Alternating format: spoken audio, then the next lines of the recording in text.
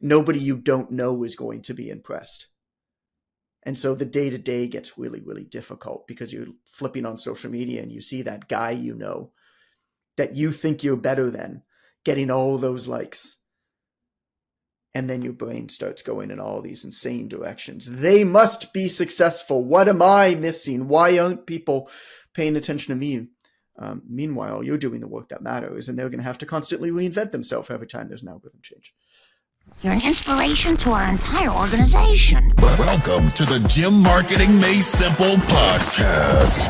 We're going to be talking the done-for-you marketing and sales strategies proven to work with boutique fitness gyms to increase quality lead flow and grow your revenue. Don't try to be a professional marketer and waste tons of money. Let the experts at Lasso do it for you. And now, here are your hosts, Blake Ruff and Sherman Merricks.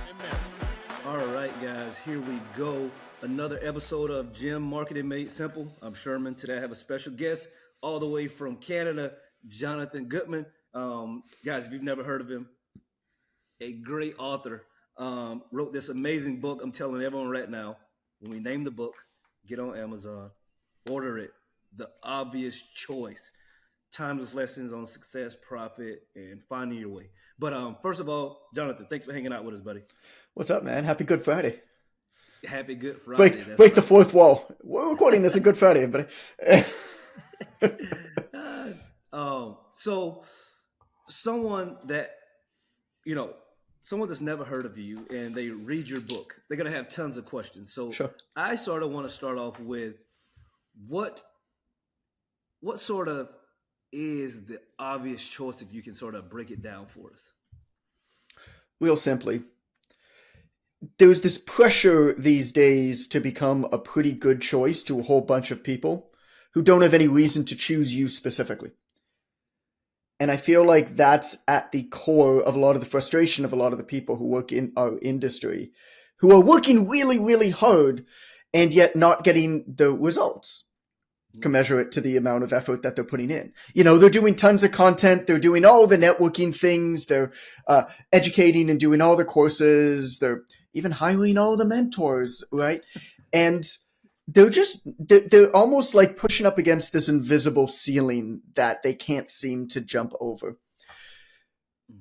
The crux of the obvious choice is it's much better to be the obvious choice to a select few people than a pretty good choice to a whole bunch of people. Because nobody hires a good choice. Yeah. People hire the obvious choice. And you don't actually need that many customers. I mean, gym needs 100, 200, maybe 300 members. Who gives a shit if you have 5,000 people following your social media account? It's completely and utterly irrelevant for the goals that most people have. I talk about it like this. There's two games that we get to choose to play today. You can play the try to win the internet game, and then you can play the I'm going to build a business game. And both games are perfectly fine, but they have different time horizons, rules of engagement, odds of success, and reward mechanisms. And so if you're playing the try to win the internet game, you're trying to become famous on the internet. That is a fundamentally different game with different rules and different instructions and different reward mechanisms than, I just got to get some members for my gym. Yeah.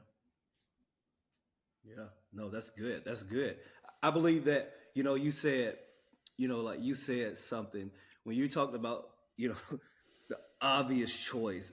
I think that's something that I really, really can get behind, because so many times, regardless of what your business is, so many people, like you said, they're playing that game of, I just want to be, something to everyone, I can have, like in our case, like I'll use Lasso as an example, okay, if we're going to help all gym owners across all all the board, from doing $1,000 a month revenue to $100,000 a month revenue, we're really not going to help anyone. Yeah. Right.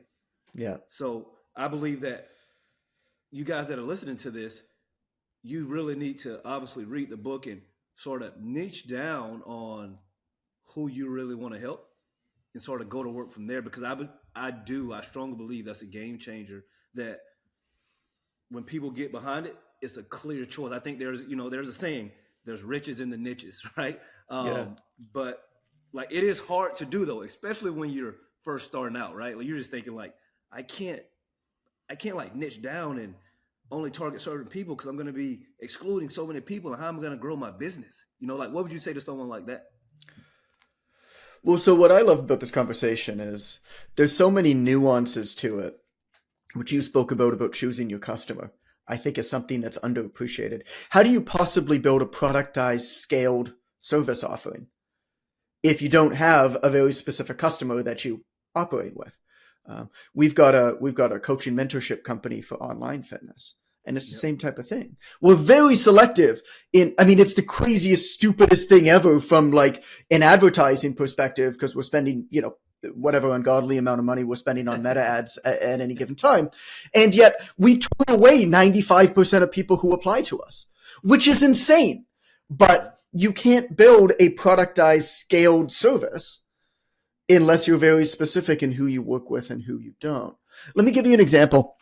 It's very tactical on this, of way back when, in my days of personal training. I worked in a small boutique gym in Toronto in a area called Avenue in Eglinton, like one of the richest kind of postal codes in Canada. So it was a good place to personal train at, right? But I started writing a blog. This is back in 2010. So I started writing a blog, and I had blog posts that went viral back then, like really viral, to the point where, and I was, a trainer in a small town gym. I didn't know anybody. I was answering questions that my clients had. Will fruit make me fat, for example, was one of the articles that went viral. Yeah. That's still a question that people debate on the internet 15 years later, which is insane to me. But I started, and so, these articles went viral, and I started getting attention, and I became a contributor to Arnold Schwarzenegger's blog, and Livestrong called me one of the 24 best personal trainers you've never heard of. And so I was ranking in like best personal trainer, right? And you know how many people came into the gym as a result of my articles going viral and asking to train with me? Very, very few, if any, I imagine. Not one ever. Yeah. Not one ever. Ever. Okay? You know what I also did on that blog? I gave an award to my clients each month. I called it the half badge, which was the hardest fuck badge. And I gave it to whichever one of my clients was the hardest as fuckest. And it was the worst. Like, it was literally an image that I found on Google Images that I went in Microsoft Paint. That's how long ago this was. And I used my cursor, I kid you not, and I drew an HAF on this like shield, right? Yeah. And I printed an 8.5 by 11 piece of paper with the shield. And every month I'd award it to one of my clients. And then I wrote up on my blog an article. So we took a picture together, right? And then I wrote up on my blog an article about why they were so hardcore, why they were so great that month. Yep. That built my clientele. They're both content. Yeah. You know what I'm saying? But how do you use the same content, the same efforts, or even less efforts to fulfill your short-term needs? I think that's the conversation that we need to be having. I look at social media as a savings account.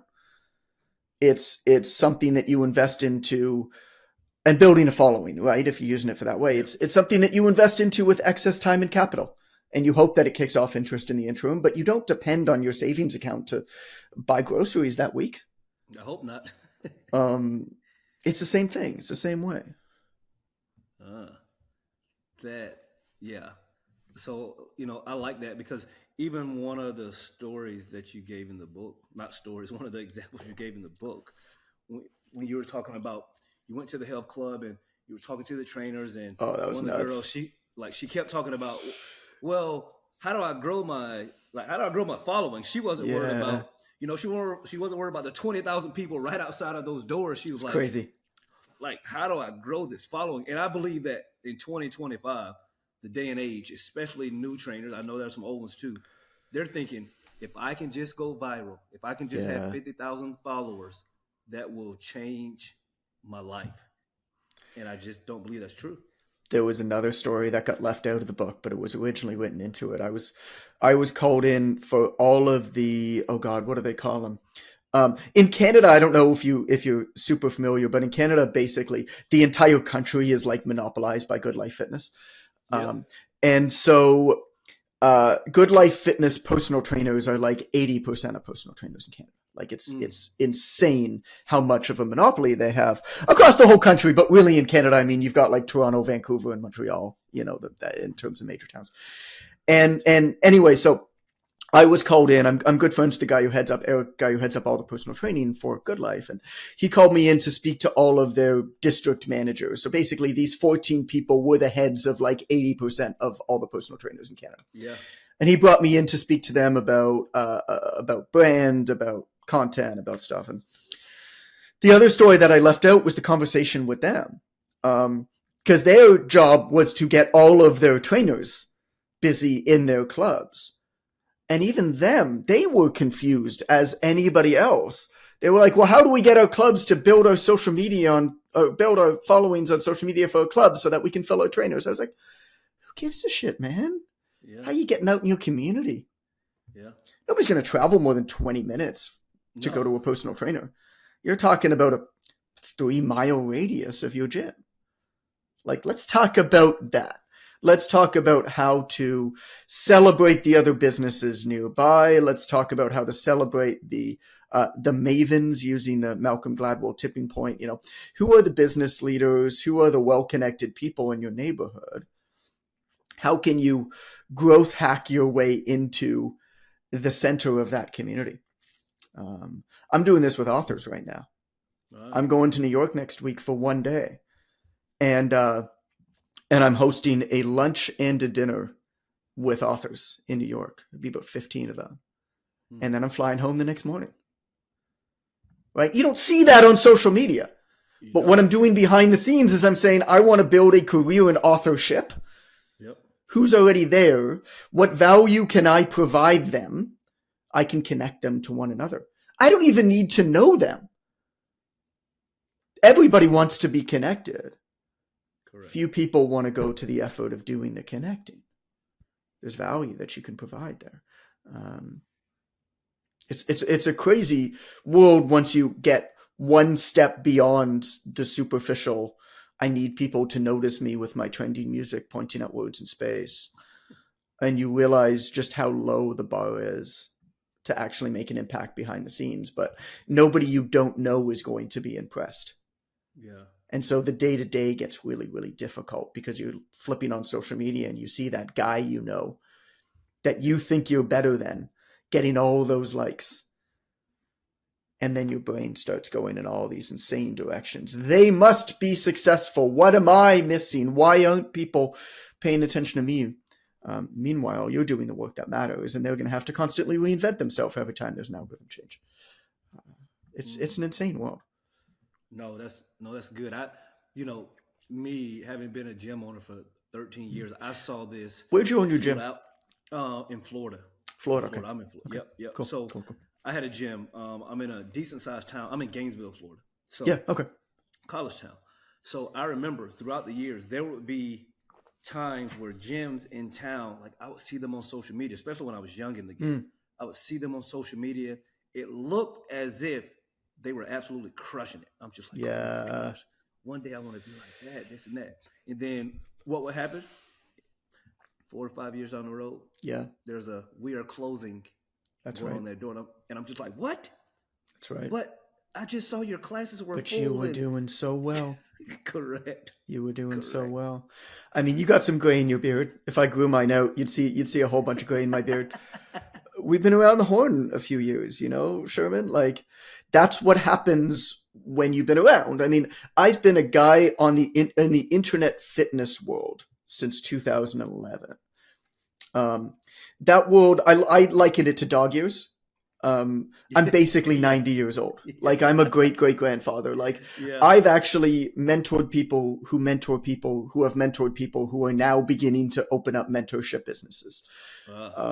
I've seen just so many revolutions because this shit turns over every 2 or 3 years. Oh yeah. Right? Correct. I've seen so many revolutions of it, and the patterns are very clear. If you fly too close to the sun like Icarus, you might hit it one time, but then you're going to get burnt. And you might be able to get up and fly again and again and again, but there's only so many times you can do that, which is why I'm sure you see those people. Actually, here's a question for you. Okay. I'm sure you're thinking of one person right now. Like, you don't need to say their name. Call him Steve. I'm sure you're thinking of Steve, but who got all this attention at one point, and now you're like, I wonder who Steve is. I'm willing to bet you that Steve is actively involved in one of these three industries: cannabis, crypto, or AI. And the reason for that is there's a certain type of personality, and it's not a bad thing, but they're very good at being opportunists. Whatever is in vogue, they jump on, so they were a life coach, maybe an online fitness coach in that heyday. Then they did FX, Forex trading. Then they were into the NFT thing. Then they're of course in meme coins, of course, right? Yep. And they did some Airbnb stuff a little bit, when that was hot. They did cannabis when it started to get legalized across all the states. And now they're actively into AI, and it's like, wow, bro, you're like good at that this week. That's incredible. But like the Venn diagram is a single dot. You know what I'm saying? Yeah. Yeah. But you have to be around for long enough to be able to recognize it. And I don't knock them at all. Could be actually a way to keep things new and exciting. For me personally, I've got a 7-year-old, I've got a 3-year-old, I've got another kid coming in 3 weeks. Oh man, another kid coming imminently, maybe tomorrow. You know what I'm saying? Like my wife is like, I think it's coming early. I was like, let's do this thing. I'll book this podcast with Sherman tomorrow then. But like, I just don't have the energy to keep switching. And I also have recognized just the absurd amount of compounding that exists when you stay in one place for a long period of time. Mastery and reputation is highly contextual. You could be a sought-after professor in one university and then go to another college because your family moves and you're having to build up a reputation again. Correct. I noticed this with the Obvious Choice book. I could have written another book about online fitness. Sold 25,000 copies the first week. But instead, I wrote a book for anybody who's a small business leader, small business service business leader. And as a result, I was trying to make a name for myself, and still am, in worlds where I have not been in for 15 years. I couldn't even get like a 19-year-old ghostwriter Twitter expert to answer my email. Yeah. Some guy who's bragging about how he made $80,000 last year working from home. And I was like, I mean, that's fine. But like, and so you have to recognize when you change, you start over. There might be a bit of a tailwind, but you start over, and it's not a bad thing. But it's a real thing. Yeah. No, I like that. No. I like that. I've totally, obviously we work with hundreds of clients here in, like in the marketing space, and I can speak to that, right? Like they will, plenty of people, they'll come to us and they have, like we'll ask them a basic question. Right. Who's your ideal client? Yeah. Oh, well, my ideal client could be, Jim, Susie, Rachel, between the ages of 13 and 68. Yeah. We can help all of those people. I'm just like, I understand you can help them all. I help new moms and busy professional dads Correct. have more confidence and be more fit so that they can be active with the people that they love. It's like, you just said a whole bunch of words that don't mean anything to anybody, man. Man, I agree. Like we always talk about this. My partner says this a lot. We're talking to people like, think about this. If you're online and it's attention dog owners, well, if you have a dog, you probably look at it. Oh, I got a dog. He made, well, that's cool. Yeah. But like in my instance, I have a Rottweiler. So, but if it Mm. says attention Rottweiler owners, well, now you're specifically talking to me. Yeah. So I need to dive in a little bit deeper. So, Right. my question to you is, for new coaches, new business owners, what's one or two of the biggest mistakes you see with like sort of green newer people in the space, right? Like, what are a couple of those mistakes that you see them making, just coming out of the gate, ready to take on the world, Right. until the world slaps them? Well, number one, not admitting your ignorance. I mean, if you're familiar with the Dunning-Kruger curve of cognitive dissonance, right? There's a period where we know a little bit, especially in a profession like the fitness industry, where it's very much a mastery profession. You can learn enough to build a decent workout in a weekend. But then it takes a lifetime to master it. And so that's ripe for cognitive dissonance, where you know a little bit about a thing and then you become overconfident in your knowledge because you don't yet know what you don't know. And so your confidence goes way up. And the Dunning-Kruger curve, it's called the tip of Mount Stupid. And it's just kind of like a funny curve, but Yeah. I don't know, it's memorable. And then as you learn more and you work more in your industry, you actually dip down into what's called the valley of despair, where you then become so beaten down by what you know that you don't know that you almost become paralyzed to move and to say anything. And you get stuck in that for a long time. And I've spoken to a whole bunch of leaders in our field about that. One of the guys you might be familiar with is Brett Contreras. He goes by the Blue Guy. So Yep. Brett, like me, was blogging back in 2010, right? And we've gotten to know each other over the years. He was actually blogging a bit before me. He's one of the few guys who was before me. And he had a period where he actually stopped producing content. And the reason for that was, I mean, he looks back at it now. I'm putting words in his mouth, but we did have this conversation, was that he knew that there was nuance to everything. And he knew that the only way to get content to really fly was to simplify and chop off the beginning and the end and make a quick hit, divisive, very powerful statement. And he did not yet have the ability or the knowledge or the skill or the experience to be able to do that, to be able to simplify. And he was paralyzed from creating content. Well, now, of course, he can do it, and he's one of the best out there at content creation. Yeah. But that happens, right? And then as you become a master in the field, right, you start coming out of the valley of despair and you start being able to say things again simply, or you just understand, what you know and what you don't know so clearly that you talk about the things you know when you don't talk about the things that you don't know. So number one is just kind of recognizing where you're at then and what you don't know, and that's fine. But building up your education appropriately. So in the Obvious Choice book, one of my favorite sections is actually the optimistic ignorance chapter, where I walk people through this process of what I call leapfrog skills and leapfrog learning. Appreciating that in any industry, in the fitness industry is prime for this. There's actually a period of diminishing returns relatively early on for most people who work in it in terms of industry specific knowledge. Like, the honest truth is that most people who work in fitness can build a good enough workout for the vast majority of clients. Is the workout in your gym going to be that much better than anybody else? Even if it is, will anybody that you train notice or care? Correct. The answer is in almost every case, no. If you're training high performers and people on podiums and stuff, then maybe. But most people do a combination.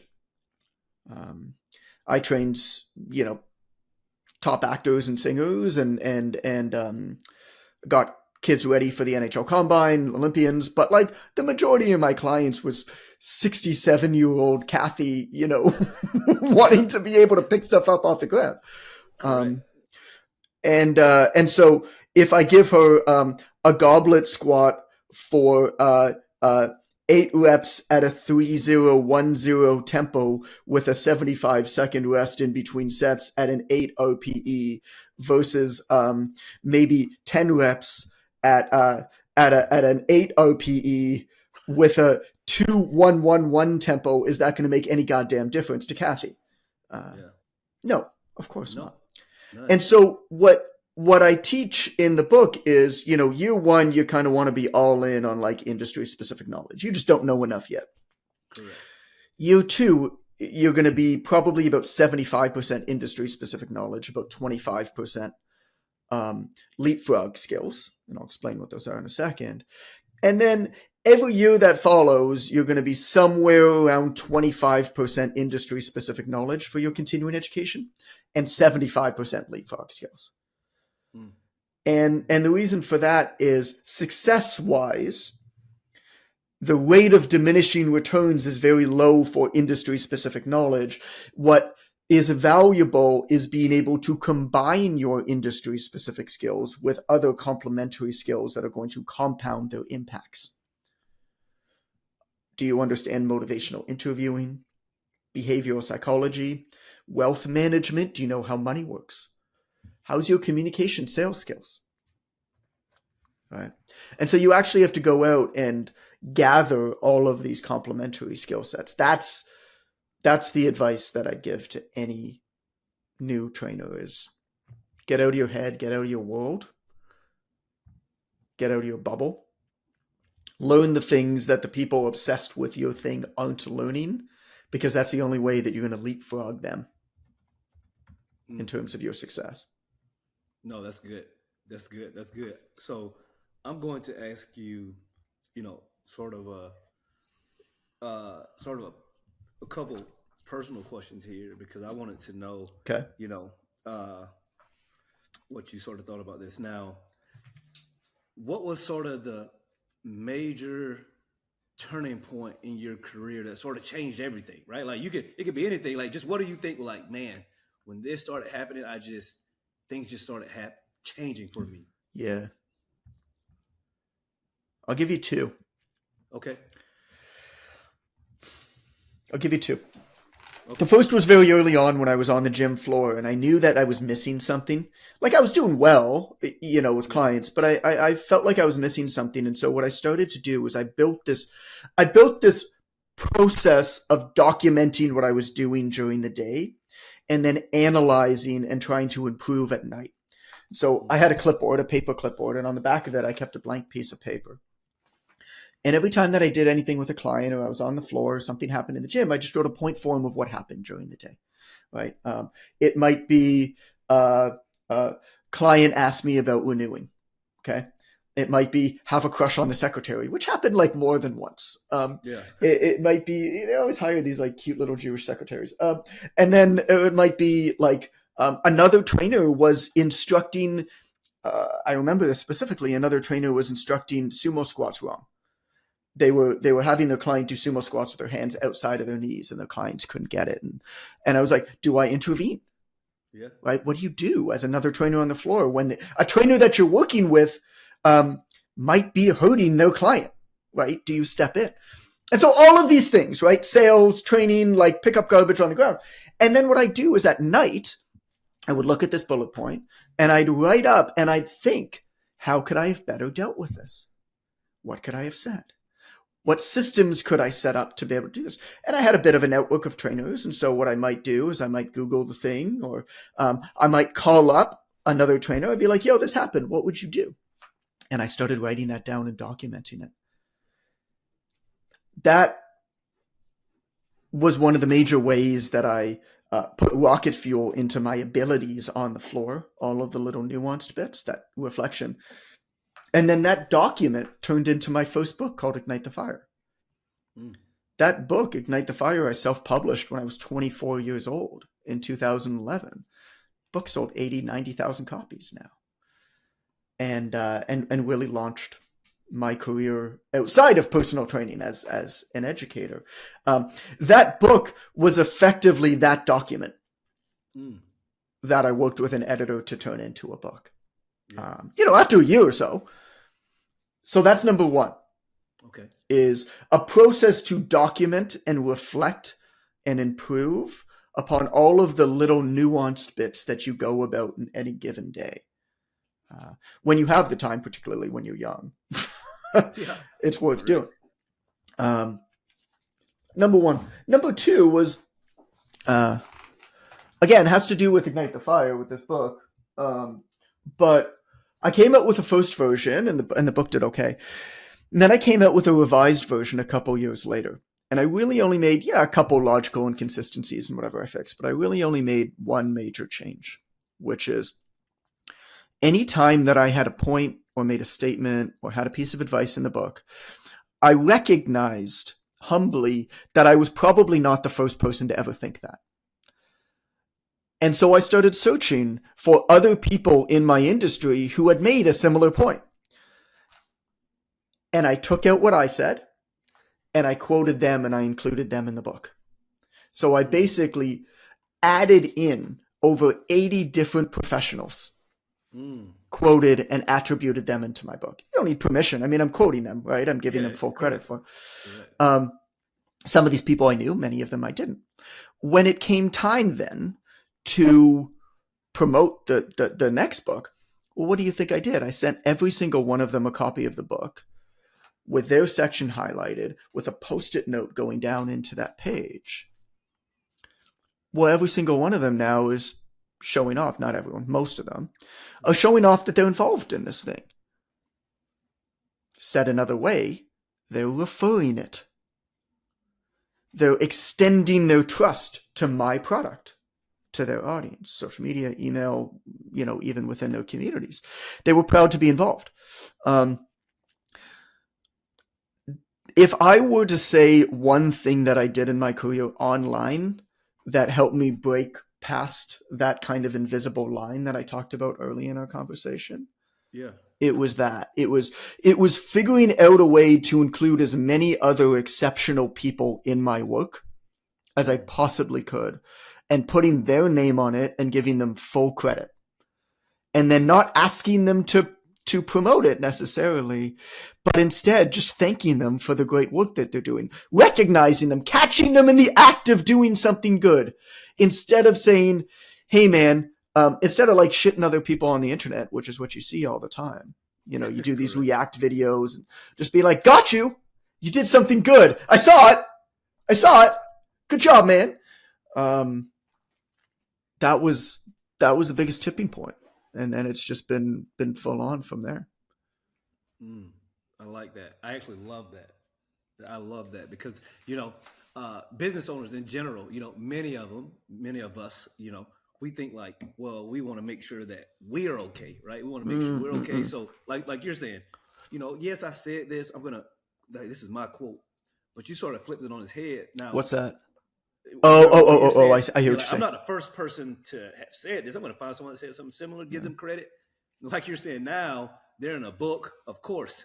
People like to talk about themselves. So they're in a book. Hey, look at this dude. He quoted me. I don't even know this guy really. He quoted me. But he noticed me. Correct. But you take it to a whole nother level with that. Like, I love that. Nothing new about this, right? A rising tide lifts all boats. But here's the analogy for you. This comes from a friend and mentor of mine. His name's Don Dapani. He's a Hindu priest. He's been a good friend for years, teaches entrepreneurs. He gives this analogy of, you picture a Kleenex, just a single Kleenex sheet. Yep. And, you're in the middle of the Kleenex, and then all the people around you are on the edges of the Kleenex. Well, what happens when you pinch the middle of that Kleenex and you start lifting it up? What do you notice?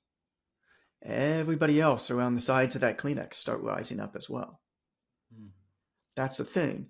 That's the misconception. When you lift others up, you get lifted up higher. Even if they pass you, which happens. There have absolutely been people that have been in my business coaching programs that have gone on to build much bigger audiences and followings and whatever than me. Wonderful. Hell yeah. Right? When you lift others up, it brings you up as well. That's what we forget these days, I think. That's what we need to reconnect with. That's great. That's great. We're going to end it there. So, all right. So I'm going to give you we'll give you a few seconds. Someone that wants to get in contact with you or know more about your work, how do they, how do they reach out to you? How do they, social media, all of that stuff? Because I want to make sure people can find you because I know people are going to be looking. I know they are. Putting more of a push on YouTube right now. Okay. So YouTube, I think it's Jonathan Goodman Coach. But if you search my name, Jonathan Goodman, you should find my YouTube stuff. Subscribe there. I've got a newsletter I send out to, I don't know, 70,000, 80,000 or something. Each week I send articles there almost every week too. So that's 5repsfriday.com. And then buy the book. Buy the Obvious Choice book. It's the newest one, Ignite the Fire If You Work in Fitness. That's the book that still, gym owners are always buying copies for all their coaches and stuff. Yep. Yeah, no, that's good. Those are the top spots. All right, perfect. No, that's good. So last personal question. That was the worst pitch I think I've ever given. Well, you just talked about that on God. X the other day. You're like, I've done a horrible job of talking about the book, and then someone gave like 9 lessons from the book. I was like, that's pretty good. I've done such a bad job talking about the book. I know it's embarrassing, but that's a thing when you're so obsessed with your work. Like I'm so obsessed with authorship and crafting books that it's almost like the act of marketing the thing becomes a nuisance, and I need to get over that. That's my own crap. The next book, the manuscript is due in 2 weeks. Like it's done. It's coming out next January, and it's the same thing. I just have no energy right now to build a marketing plan for it. I'm like, I'm gonna take a month off, and then I'm gonna get my head out of my butt. I got it. Okay, so now I know that you have wife, 2 little boys with another baby. Oh, so are you having a boy or a girl? I don't know. I don't know. So that's the way my wife and I did it. We did it the same way. We had 3 kids. We didn't find out the sex, and there's not many surprises left in the world, and that's one that we can have. So I love it. So all right. So I'm calling right now. I'm calling another boy. You've already created 2. You already created 2. It's going to be a third. You're going to have a little team, man. You can have another boy. But you ever see the Kevin Hart and the Rock interviews? They're always funny. But you ever see the one where Kevin Hart just looks at the Rock, because I guess the Rock has a bunch of daughters. He's like. You got all that muscle. You can't even make a boy. I have seen that. Those guys are hilarious. Okay, so what are we talking about? No. It's the last question. You love to travel. Yes, sir. Give me a. So I love to travel too. Give me a couple of your favorite places. We spent the last 6 winters in Sayulita, Mexico. I love that little pueblo. With family, it's wonderful. Okay. I've lived there over 2 years of my life now, if you put it all together. Okay. Absolutely love it. Romantic with Allison, with my wife. Yeah, North Shore, Kauai, like paradise. We spent 2 seasons on Koh Phangan in Thailand many years ago that were magical, like 9 months total or so. But with a family, Sayulita, Mexico is pretty special. We're doing something next year, actually. You might be interested in. How old are your kids? I have a 16, 13, 11-year-old. A little bit older. Yeah, might not. We're joining up with this program called Boundless next year, where we're doing a couple semesters with them. So they basically mobilize in different towns throughout the world. I think they're in 5 different towns, but they've got a school and they've got co-working for the parents, and there's 20 to 30 families at once. So you've got kind of a built-in community. So we're doing 3 months in Senor, Indonesia, so in Bali, and then 3 months on Syros in Greece, one of the islands in Greece, with them next year, basically January to June. My kids will be in school in there, and we'll be in those places. So that'll be interesting, because that'll be like school built in at the same time, which would be cool. But your 16-year-old particularly, 13 to be fine. Your 16-year-old particularly might be a bit old for that. Yeah. Well, we homeschool our kids, so we're used to educating them ourselves. But no, I like that. Okay, but I'm gonna look up Sayulita, Mexico. I'm gonna look that up. Yeah, check it out and hit me up, and I'd be happy to kind of give you the lay of the land. We won't be there next year, but like I said, it's my second home. Okay, all right, happy to give you the lay of the land. All right, perfect. Well, thanks for hanging out with us today, man. We appreciate it, and guys, as always. Tell a friend to tune in, and we will chat with you guys next week. Yeah. Thank you for listening to the Gym Marketing Made Simple podcast with Blake Ruff and Sherman Merricks. We hope you enjoy. We believe marketing should increase revenue and not waste money. So book your free call today. Head on over to lassoframework.com. That's LASSOFRAMEWORK.com and find the right words, get more customers, and increase your revenue. We'll see you here next time.